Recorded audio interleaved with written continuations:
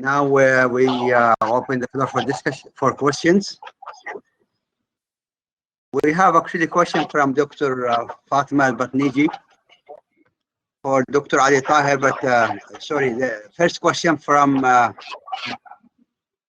Maria for Professor Ali Tahir. Unfortunately, Professor Ali Tahir is not around.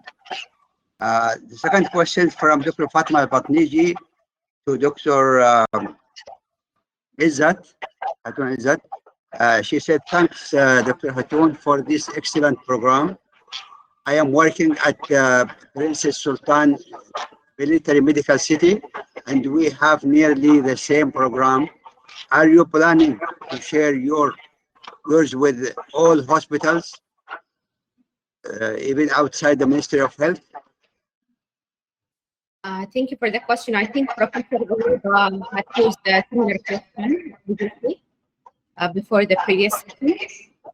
So right now, the focus is on the Ministry of Health, and we do appreciate that there are so many programs outside other institutions.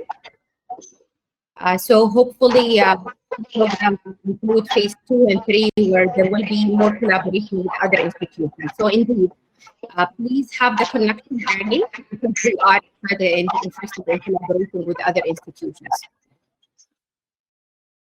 Very good. So I think, thank you, Dr. Hatoun. You have put the information and you are ready to accept contacts. Very nice of you. And I hope anyone who is interested will communicate with you, because actually you have interested excellent hope for our blood disorder that we have been waiting for many, many years. Now, with your presence and the collaboration of others, it is coming to life, inshallah. I don't see any other questions. Anyone have any question? If you allow me the moment. Yes, please go ahead. Yeah. Thank you, Johnny, for interesting introduction of one of the extended half-life factors, which you showed that it's a promising factor. The question which you had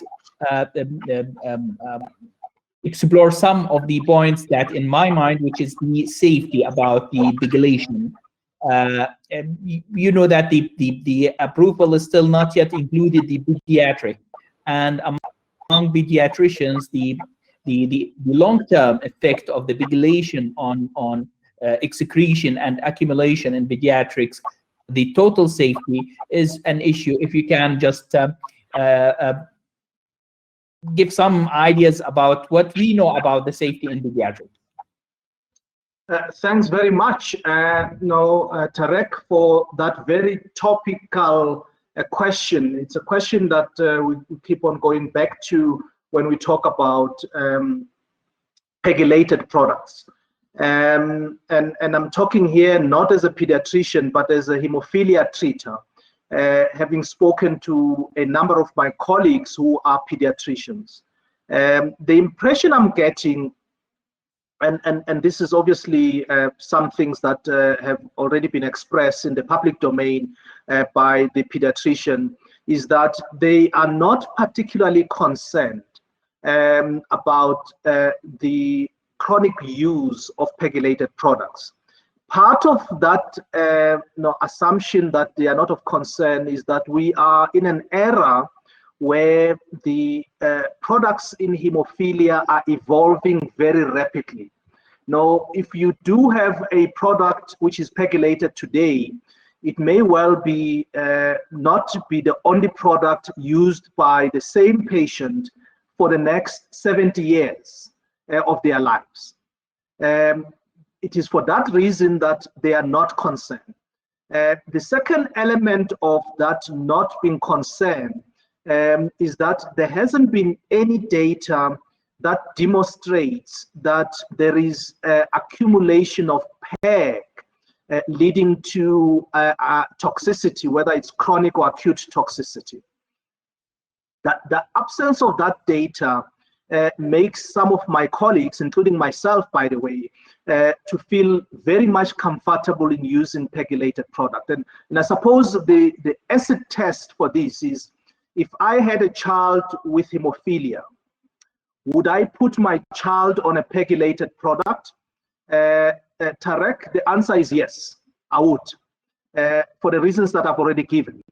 We are in an environment where it is unlikely that someone, even if the PEGs were the only product, would be on the same product for the next 50, 60 years. And the last reason is the slide that I briefly showed you that show a number of chronic conditions which are PEG-related, for which the therapeutic modalities are PEG-related. And if you carefully look and analyze the safety profile of the PEG molecules in those conditions, it does not raise any alarms. And I suppose your next question would be, then why did some regulatory authorities see it fit not to allow the products to be used in pediatric? I think it's purely playing their role of being very much cautious, more than being informed that there is danger to pediatric patients. And I'll stop there, and hopefully I've answered your question, Tarek. Yeah, I agree totally with you. I think the other drugs, as you mentioned, the PEG-related other drugs in the market for some time, and still no concerns had been. But I raised that because there are some pediatricians who raised the question, especially in absence of approval. They had correlated that to the risk or toxicity or the fear, which I don't think we have a solid data to support that. I agree with you completely.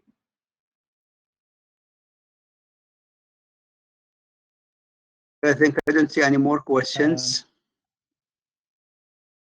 Okay, if no more question, I think the day was very long, and we are coming to the end of the 6th day of the annual Saudi Hematology Congress.